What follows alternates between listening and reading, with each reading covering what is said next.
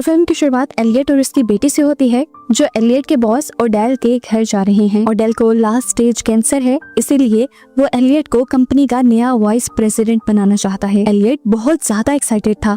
इनकी इन बातों के दौरान एलियट को ओडेल की कॉल भी आ जाती है, जो गुस्सा हो रहा था क्योंकि ये लोग 1 घंटा लेट थे। एलियट उसे सॉरी कहता है और अचानक ही उसे छींकें आने लग जाती हैं। उसे डस्ट एलर्जी हो गई थी। ऐसे में उसका ड्राइविंग से ध्यान हटता है और उनकी कार से अचानक कोई टकरा जाता है। बाहर निकलकर इन्होंने देखा कि एलियट ने एक बेबी यूनिकॉर्न को हिट कर दिया था और अब वो दर्द में कराह रहा था। फ्रेडली ने उसके चमकते हुए सींगों को हाथ लगाया और उसे ऐसा लगा कि जैसे एकदम से वो किसी दूसरी दुनिया में चली गई हो। अभी वो ये सब एंजॉय कर ही रही थी कि उसे किसी के चिल्लाने की आवाज आई। उसने आंख खोलकर देखा तो उसके डैड चिल्ला रहे थे। उनके हाथ में एक कुल्हाड़ी थी जिससे बेरहमी से वो इस बेबी यूनिकॉर्न को मार रहे थे। फ्रेडली ने उन्हें ऐसा करने से मना भी किया, लेकिन वो रुके नहीं। ये लोग इस बेबी यूनिकॉर्न की बॉडी को भी अपने साथ लेकर जाने का डिसाइड करते हैं ताकि यहाँ से सबूत भी मिट जाए। फाइनली अब ये लोग ओडेल के घर पहुंच गए। इसके बाद हमें ओडेल और एलियट की मीटिंग दिखाई जाती है,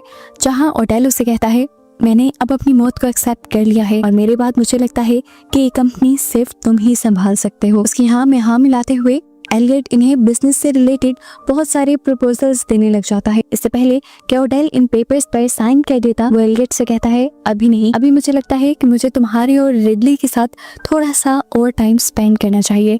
मैं तुम लोगों को थोड़ा और अच्छे से जानना चाहता हूँ। ऊपर हमें रिडली को दिखाया जाता है, जो बहुत ज्यादा हैरान थी। उसने अब जब अपना मुंह धोया तो उसके फेस पे बनी सारी एक्नीज बिल्कुल खत्म हो चुकी थी, इस तरह कि उसके फेस पे कभी कोई एक्नी थी ही नहीं। और ये सब हुआ था यूनिकॉर्न के ब्लड की वजह से जो उसके मुंह पे गिरा था। रिडली भागकर अपने डैड के पास आती है और उनसे कहती है, डैड मेरी बात सुने, कुछ अर्जेंट है, हमें फौरन यहाँ से जाना होगा। लेकिन एलियट मना कर देता है और कहता है कि हमें कुछ देर तक यहीं रुकना है, क्योंकि ओडेल मेरे और तुम्हारे साथ टाइम बिताना चाहता है। अभी इनकी बातें ही हो रही थी कि एकदम से इन्हें जोरदार किसी के चिल्लाने की आवाज़ें आने लगी। बाहर से आने वाली आवाज और भी ज्यादा भयानक हो गई। भागकर सबने बाहर जाकर देखा, किसी चीज ने एलियट की कार की विंडो तोड़ी और बाहर निकल आया। ये सब एक यूनिकॉर्न को देखकर हैरान हो गए। यहाँ का सिक्योरिटी गार्ड भी डर जाता है और इस यूनिकॉर्न को शूट कर देता है। सब हैरान हुए, यही सवाल कर रहे थे, आखिर ये क्या चीज है। रिडले ने कहा, इतनी भी कोई रॉकेट साइंस नहीं, साफ नजर आ रहा है कि ये एक बेबी यूनिकॉर्न है। एलियट को भी लगा कि अब कुछ भी छुपाना ठीक नहीं, इसलिए उसने ओडेल के सामने कन्फेस कर लिया कि ये यूनिकॉर्न मेरी ही कार से हिट हुआ था। रिडली एलियट को बुलाती है और बताती है कि मेरे फेस के एक्नी भी अचानक से गायब हो गए। फिर एलियट को भी याद आया कि गाड़ी में उसे बहुत ज्यादा डस्ट एलर्जी हो रही थी, लेकिन यूनिकॉर्न का ब्लड गिरने के बाद उसे एक भी छींक नहीं आई।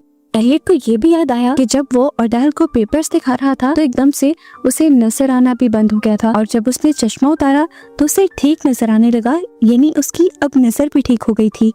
रात में अब एलियट रिडली से मिलने के लिए आता है, जो परेशान बैठी थी। वो रिडली से सवाल करता है, तुमने जब यूनिकॉर्न का हॉर्न पकड़ा था तो क्या तुमने कुछ देखा था। वो बता देती है कि मैंने यूनिकॉर्न के साथ एक अजीब सा कनेक्शन फील किया था और अब मुझे ये लग रहा है कि हमने यूनिकॉर्न ओडेल की फैमिली को देखकर बहुत ही ज्यादा बुरा किया है। वो मुझे लालची लग रहे हैं।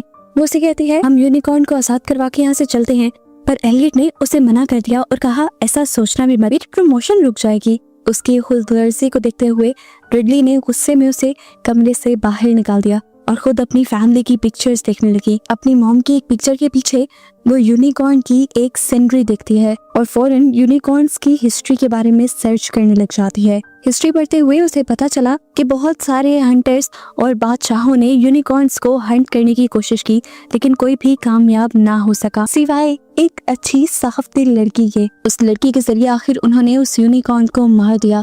मारकर उसे एक कैसल में रखा गया, जिसके बाद से उसे शाही गुलाम बना लिया गया। लेकिन फ्रेंच रेवोल्यूशन के बाद यूनिकॉर्न की ये कहानियां बदलने लगी और इन कहानियों में यूनिकॉर्न्स को मॉन्स्टर्स दिखाया गया। ये सब सर्च करने के बाद वो सो गई और उसे रात में बहुत ही डरावने जंगलों के ख्वाब आए।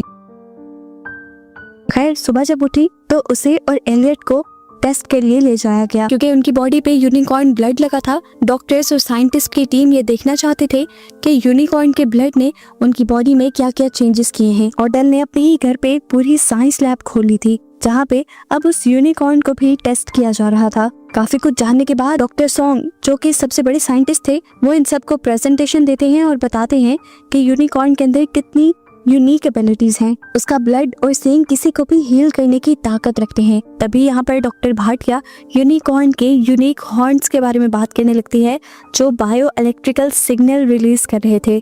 लेकिन अपनी बात को कंफर्म करने के लिए इन्हें थोड़ी सी और स्टडी करनी थी। ओडेल और ओडेल का बेटा दोनों ही उनको इस चीज की परमिशन दे देते हैं। ये कंफर्म होने के बाद कि यूनिकॉर्न के सींग का पाउडर किसी भी बड़ी बीमारी को हील कर सकता है, उसे पहली मर्तबा एक्सपेरिमेंट किया जाता है ओडेल पे ही, क्योंकि उसे लास्ट स्टेज कैंसर है, मरना उसे वैसे भी है। तो अगर एक्सपेरिमेंट का कोई साइड इफेक्ट हो भी गया तो उसे कोई एतराज नहीं। अभी ये सब हो ही रहा था कि एकदम से दूसरे डॉक्टर्स को पता चला कि यूनिकॉर्न्स के बायो इलेक्ट्रिकल सिग्नल और भी ज्यादा स्ट्रॉन्ग हो गए हैं। यहाँ एलियट और ओडेल दोनों ही एक साथ बैठे थे। ओडेल को अभी तक अपनी बॉडी में कोई नेगेटिव चीज नहीं फील हुई थी, यानी कोई तकलीफ फील नहीं हुई थी, तो इसीलिए उसे लग रहा था कि वो ठीक होने वाला है, जिसके लिए वो एलियट का शुक्रिया भी अदा करता है, क्योंकि उसकी वजह से उसे नई जिंदगी मिल रही थी। वो एलियट को अपना बिजनेस पार्टनर भी कहता है और इतनी सी बात से एलियट खुश हो जाता है। इधर ओडेल का बेटा नोटिस करता है कि रिडली अभी भी यूनिकॉर्न्स के बारे में रिसर्च कर रही है। थोड़ी ही देर में हम देखते हैं कि यहाँ पर ओडेल आ गए। सभी लोगों के साथ साथ डॉक्टर सॉन्ग खुद तक हैरान थे कि चंद ही घंटों में लास्ट स्टेज कैंसर पूरी तरह ठीक किस तरह हो सकता है। ओडेल की पूरी फैमिली और एलियट भी खुश था, लेकिन रिडली अनकंफर्टेबल नजर आ रही थी। ओडेल अब डॉक्टर सॉन्ग से कहता है कि यूनिकॉर्न को तैयार करो, इसे हम अपने हेडक्वार्टर लेकर जाएंगे और इस पर और ज्यादा टेस्ट करेंगे, ये जानने के लिए कि इससे और क्या क्या हो सकता है। असल में ओडेल की फार्मास्यूटिकल कंपनी ही थी, लेकिन डॉक्टर सॉन्ग उन्हें यहाँ पर एक बुरी खबर देते हैं कि यूनिकॉर्न के इन सेल्स को रेप्लिकेट नहीं किया जा सकता। तो ओडेल की वाइफ ने कहा, तो क्या हुआ, हम इसे फिर भी एडवर्टाइज करेंगे, क्योंकि जितनी कम सप्लाई उतनी ज्यादा डिमांड और उतना ज्यादा ही मुनाफा। यहाँ रिडली यूनिकॉर्न की हिस्ट्री उठाए इन लोगों से बात करने की कोशिश में थी, लेकिन कोई भी उससे बात नहीं करना चाह रहा था, क्योंकि सभी अपने इस नए प्रोडक्ट की एडवर्टाइजमेंट में बिजी हो चुके थे। खुशी में ये लोग यूनिकॉर्न का ब्लड भी निकाल कर पी जाते हैं। रिडली से आखिर रहा नहीं जाता और वो इन सब का ध्यान अपनी तरफ करते हुए इन सबको बताती है कि 1000 साल पहले यूनिकॉर्न्स को मॉन्स्टर माना जाता था, क्योंकि यूनिकॉर्न्स के साथ जब भी कोई बुरा करता था, उन्हें हंट करने की या मारने की कोशिश करता था, तो उनके साथ जरूर कुछ बुरा हो जाता था। वो अपनी स्पीच एंड करते हुए कहती है, मेरा बस इतना ख्याल है कि हमें इस यूनिकॉर्न को आजाद कर देना चाहिए। लेकिन ये सारे मिलकर उसी पे तंज करने लग जाते हैं, उसी को गलत कहने लग जाते हैं और ओडेल तो गुस्से में एलियट को कुछ इस तरह से घूरता है जैसे वो कह रहा हो, देखो अपनी बेटी को क्या कह रही है। रिडली जान गई थी कि ये लोग तो लालच में बिल्कुल पागल हो चुके हैं। वो फैसला करती है कि मैं तो इनका साथ नहीं दूंगी। वो अपने डैड को भी वार्न करती है, लेकिन उसके डैड उसके साथ चलने पे नहीं मानते और वो गुस्से में घर से बाहर आ जाती है यहाँ से जाने के लिए। उसे आसमान में कुछ अजीब रोशनियां दिखाई देती हैं, जबकि यहाँ हम देखते हैं कि उस यूनिकॉर्न को सेफली हेडक्वार्टर्स में पहुंचाने के लिए एक अजीब सी टनल बनाई गई थी। डॉक्टर सॉन्ग और बथरा जब यूनिकॉर्न को इस टनल से ले जा रहे थे, तो अचानक से उनकी मशीन्स ने सेंस किया कि यूनिकॉर्न के हॉर्न से निकलने वाले बायो इलेक्ट्रिकल सिग्नल्स एकदम से एक हद से ज्यादा स्ट्रॉन्ग हो गए हैं। इससे पहले कि ये कुछ करते, यहाँ पूरे एरिया की लाइट भी चली जाती है और सारी इलेक्ट्रॉनिक डिवाइसेस भी बंद हो जाती हैं। अब ओडेल एलियट को देखने के लिए भेजता है कि क्या प्रॉब्लम हुई है। वो जैसे ही इन्वेस्टिगेट करने के लिए टनल के अंदर जाता है, तो क्या देखता है कि टनल फट के एक बड़ा सा हॉर्न डॉक्टर सॉन्ग के जिस्म में स्टैब हो गया। टनल के अंदर के ही साइज से एलियट देख पाता है कि बाहर एक बहुत बड़ा यूनिकॉर्न उड़ा रहा है, जिससे सबको बचाने के लिए बाहर मौजूद गार्ड्स उनके ऊपर गोलियां बरसाना शुरू कर देते हैं। यहाँ गाड़ी के अंदर अब रेडली के ऊपर भी यूनिकॉर्न्स हमला कर चुके थे। अपनी बेटी को बचाने के लिए भागकर एलियट रेडली के पास जाता है और उसे कार से निकालने में कामयाब हो जाता है। अब वो यूनिकॉर्न जिससे रिडली को एलियट ने बचाया था, वो एलियट के ऊपर ही हमला करने वाला था। तो अपने डैड को बचाने के लिए रिडली कहती है, डैड भागे, और वो खुद यूनिकॉर्न का ध्यान भटकाने में लग जाती है। लेकिन जब वो क्रिएचर रेडली के करीब पहुंचता है, तो रेडली फील करती है कि वो क्रिएचर तो रेडली को नुकसान पहुंचाना ही नहीं चाह रहा, और रेडली के करीब आते ही उसका यूनिकॉर्न हॉर्न भी चमकने लग जाता है। इससे पहले कि रेडली उसे टच करती, गार्ड्स ने इस यूनिकॉर्न के ऊपर भी गोलियां बरसाना शुरू कर दी, जिसकी वजह से यूनिकॉर्न को यहाँ से भागना पड़ा। जमीन पे बहुत सारा ब्लड पड़ा हुआ था, जिससे इन लोगों को ये भी पता चल गया कि गार्ड ने उन यूनिकॉर्न्स को जख्मी कर दिया है। अंदर हम देखते हैं कि ऑडेल का बेटा अब रिडली को ही डांट रहा था कि तुमने इस बारे में पहले क्यों नहीं बताया, इस बेबी यूनिकॉर्न के माँ बाप भी यहाँ हमला करने के लिए आ सकते हैं। रिडली ने कहा, मैंने तुम्हें बताया था और मैं बताना चाह भी रही थी, लेकिन कोई मेरी सुनता तो तब ना। यहाँ पर रिडली सबके सामने ये कन्फेस कर देती है कि उसे यूनिकॉर्न से किसी खास किस्म की अट्रैक्शन फील हो रही है। ऐसे ही उसे एक अजीब सा कनेक्शन फील हुआ था बेबी यूनिकॉर्न को टच करके, और अब उसके पेरेंट्स के करीब आने पर भी उसे ऐसा ही कुछ कनेक्शन फील हो रहा है। उसकी बात सुनकर ऑडेल की वाइफ कहती है, शायद इसी वजह से यूनिकॉर्न ने उसके ऊपर हमला नहीं किया। अब रिडली इन्हें समझाती है कि टाइम आ गया है, आप लोग बेबी यूनिकॉर्न को छोड़ दें। लेकिन यहाँ पर ऑडेल बहुत ही चालाक था। ऑडेल इसकी बात को घुमाते हुए कहता है, अरे ऐसे ही किसी मासूम की मौत को हम जाया थोड़ी जाने देंगे, हम तो उन जख्मी यूनिकॉर्न्स को भी पकड़ेंगे ताकि ज्यादा से ज्यादा उनका फायदा उठाया जा सके। ऑडेल का बेटा डॉक्टर भाटिया को बातों में लगाता है और उसके पास से यूनिकॉर्न का पाउडर चुरा लेता है और अकेले में जाकर उन्हें ड्रग्स की तरह इस्तेमाल करता है। यहाँ रिडली अब बाहर कार में जाकर बैठ चुकी थी, क्योंकि वो और यहाँ नहीं रह सकती थी, इतना जुल्म वो नहीं देख सकती थी। उसने आसमान में देखा, उसे दोबारा से वही रोशनियां नजर आईं जो पहले भी देख चुकी थी, और अब उसे ख्याल आया कि वो अपने डैड को भी ऐसे नहीं छोड़कर जा सकती।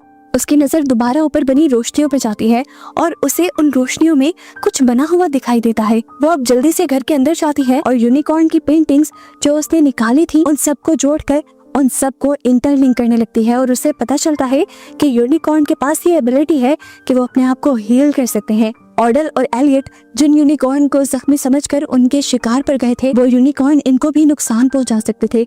एलियट खतरे में था। रिडली फौरन उसे इन्फॉर्म करती है। दूसरी तरफ हमें दिखाया गया कि एलियट का मोबाइल भी बजने लगा और खतरे का अंदाजा हो गया। इतने में ही सामने से उसने एक रोशन यूनिकॉर्न अपनी तरफ आते हुए देखा। इससे पहले कि वो किसी को कुछ कहता, वो यूनिकॉर्न उनके एक गार्ड के ऊपर एकदम से हमला कर देता है। ऑडेल और एलियट जल्दी से पीछे घर की तरफ भागे, जबकि वो यूनिकॉर्न पीछे से बहुत सारे गार्ड्स को मारते हुए इनके पीछे ही आ रहे थे। यहाँ पर ऑडेल अब आगे आकर उस यूनिकॉर्न के ऊपर कंट्रोल पाने की कोशिश करता है, लेकिन यूनिकॉर्न अपना हॉर्न उसके जिस्म में स्टॉप करते हुए उसकी भी जान ले लेता है। ये लोग जल्दी से घर के अंदर आकर सारे दरवाजे घर के बंद कर लेते हैं। एलियट किसी को भी घर से बाहर ना निकलने को कहता है। अब ये लोग पुलिस को इन्फॉर्म करने वाले थे, लेकिन बाहर से यूनिकॉर्न्स ने इनका कनेक्शन खत्म कर दिया। यहाँ की पावर सप्लाई कट कर दी उन्होंने। ये लोग बाहर कैसे जाते हैं, इलेक्ट्रिक गेट भी बंद हो चुका था। ऑडेल की वाइफ यहाँ पर सजेस्ट करती है कि किसी को तो सबको बचाने की जिम्मेदारी लेनी होगी, किसी को तो उन यूनिकॉर्न्स को डिस्ट्रैक्ट करना होगा और जाकर वो गेट खोलना होगा। ऑडेल की वाइफ ये काम देती है एलियट को और डॉक्टर भाटिया को। ये दोनों ही शौक थे, लेकिन अब क्योंकि इन्हें इनके बॉस का ऑर्डर मिला था तो इन्हें करना ही था। बेबी यूनिकॉर्न का हॉर्न एक सेफ केस में डालने के बाद डॉक्टर भाटिया दुखी होकर एलियट से कहती है, हमें किसी का भला नहीं सोचना चाहिए, हमें सबसे पहले अपना ही सोचना चाहिए। ये ऑडेल और उन जैसे लोग बहुत ही ज्यादा खुदगर्ज होते हैं, इन्हें बस अपने फायदे से और अपने आप से मतलब होता है, ना कि हमसे। मुझसे कहती है कि तुम्हें भी इन पर डिपेंड नहीं करना चाहिए था। ये लोग अब यूनिकॉर्न को बाहर लेकर जाने लगते हैं ताकि ये यूनिकॉर्न अपने पेरेंट्स से मिल पाए, जबकि दूसरी तरफ इन्होंने बाहर का दरवाजा भी खोल दिया था। ब्लिंडा यानी ऑडेल की वाइफ जल्दी से बाहर आती है और यहाँ से भागने की कोशिश करती है। तब उसे याद आता है कि उसका बेटा तो अंदर ही रह गया। वो तो अंदर बैठा अभी भी यूनिकॉर्न के पाउडर को ड्रग्स की तरह एंजॉय कर रहा था, क्योंकि अब उसे ड्रग्स की तरह इनकी एडिक्शन हो गई थी। बाहर जब यूनिकॉर्न देखते हैं कि इनके बेटे का हॉर्न यानी सेंग गायब है, तो वो गुस्से में डॉक्टर भाटिया को ही मार डालते हैं। हम देखते हैं कि एलियट अपनी बेटी रेडली को लेने के लिए घर आया था और ऑडेल की वाइफ अपने बेटे को, तभी वो लड़का नीचे उतर कर आया जो अभी रेडली की प्रिंट की हुई यूनिकॉर्न स्टोरीज वाली पिक्चर्स देख कर आया था। वो इन सबसे कहता है कि रेडली का आइडिया बकवास था बेबी यूनिकॉर्न को छोड़ने का। हालांकि उन्हें तो रेडली खुद भी कंट्रोल कर सकती थी, क्योंकि इन पिक्चर्स में साफ पता चल रहा था कि जब बड़े बड़े सुरमा उन यूनिकॉर्न्स के आगे हार गए, तब एक खूबसूरत कवारी लड़की ने आकर उनको कंट्रोल किया था। वो अब यूनिकॉर्न को रेडली के जरिए पकड़ने का हुक्म दे देता है और एलियट के हाथ से यूनिकॉर्न का सींग भी छीन लेता है, जो वो बाहर यूनिकॉर्न्स को वापस देने जा रहे थे। एलियट इनके लालच को देखकर अब बहुत पछता रहा था। वो अपनी बेटी को खतरे में क्यों डालता, इसीलिए उसने खड़े खड़े अपनी कंपनी से रिजाइन कर दिया। इनकी बातों के दौरान वो राते हुए यूनिकॉर्न बाहर से दरवाजा तोड़ते हुए अंदर आ गए। एलियट और रेडली जल्दी से जाकर एक लॉक कमरे के अंदर छुप गए, जबकि ये दोनों अभी बाहर ही थे। उसकी मॉम कहती है तुम ये हॉर्न यूनिकॉर्न्स को दे दो, लेकिन वो अपने ड्रग्स की लत की वजह से ऐसा करने से मना कर देता है। वो उसके हाथ से कंटेनर छीन लेती हैं, लेकिन उसमें तो अब हॉर्न था ही नहीं। हॉर्न असल में एलियट ने पहले से ही निकाल लिया था। रेडली एलियट के हाथ में वो हॉर्न देखकर बहुत ज्यादा हैरान हो जाती है और एलियट बताता है कि मैंने तुम्हें बचाने के लिए ही चुराया था, तुम जाओ यहाँ से, भाग जाओ, बाकी सब मैं यहाँ पर संभाल लूंगा। वो अपने डैड को छोड़कर नहीं जाना चाहती थी, लेकिन उसके डैड ने कहा तुम जाओ, ऐसे ही तुम्हारी मॉम से किया हुआ मेरा प्रॉमिस पूरा होगा। मैंने उनसे प्रॉमिस किया था कि मैं हमेशा तुम्हारा ख्याल रखूंगा। रेडली उनकी बात मानते हुए बाहर चली गई, जहाँ यूनिकॉर्न्स घूम रहे थे। यूनिकॉर्न्स उसके करीब आए, लेकिन करीब आने पर यूनिकॉर्न्स ने उसे कुछ नहीं कहा। वो तो उसकी गोद में बैठ गए। रेडली फूट फूट कर रोने लगी। यूनिकॉर्न्स को ऐसे आराम से बैठा देखकर शेफर्ड गिनी उस लड़के के दिल में दोबारा लालच आ जाता है और वो रिडली की गोद में लेटे हुए ब्लैक यूनिकॉर्न के पांव बांधना शुरू कर देता है ताकि वो उसे पकड़ सके। इससे पहले कि वो यूनिकॉर्न्स के साथ कुछ भी गलत करता, यहाँ पे एलियट आ जाता है, जो अपने हाथ में पकड़े हुए यूनिकॉर्न के सींग को शेफर्ड के अंदर स्टैब करते हुए उसे मार देता है और उसकी लालच को भी यही खत्म कर देता है। इतनी दर्द और तकलीफ में भी शेफर्ड ने अपने हाथ में पकड़े हुए एरो से एलियट को जख्मी कर दिया। दर्द के जुनून में एलियट ने भी शेफर्ड को उठा के वहां से दूर फेंका और ये दोनों ही गिर गए। रिडली जल्दी से अपने डैड के पास आती है और देखती है कि उसके डैड अपनी आखिरी सांसें ले रहे थे। एलियट मर जाता है और रिडली रोने लग जाती है। उसके रोने पर ये दोनों यूनिकॉर्न्स अपनी अपनी सींग मिलाते हैं और यहाँ पे एक मजे का जादू करते हैं, जिससे एलियट के जिस्म में वो दोबारा जान डाल देते हैं, उसे दोबारा जिंदा कर देते हैं। रिडली अपने डैड को दोबारा से जिंदा देखकर बहुत ज्यादा खुश थी। ये दोनों जुनून में एक दूसरे को गले लगा लेते हैं और इतने में ही यहाँ पुलिस भी पहुंच जाती है। जिन्हें लग रहा था कि यहाँ जितने भी लोगों की मौत हुई उसके पीछे रिडली और एलियट ही हैं, इसीलिए उन्होंने इन दोनों को पकड़ लिया। हालांकि एलियट और रिडली ने उन्हें सारी कहानी सुनाने की भी कोशिश की, लेकिन ऐसी फिल्मी कहानी कौन सुनने को तैयार था।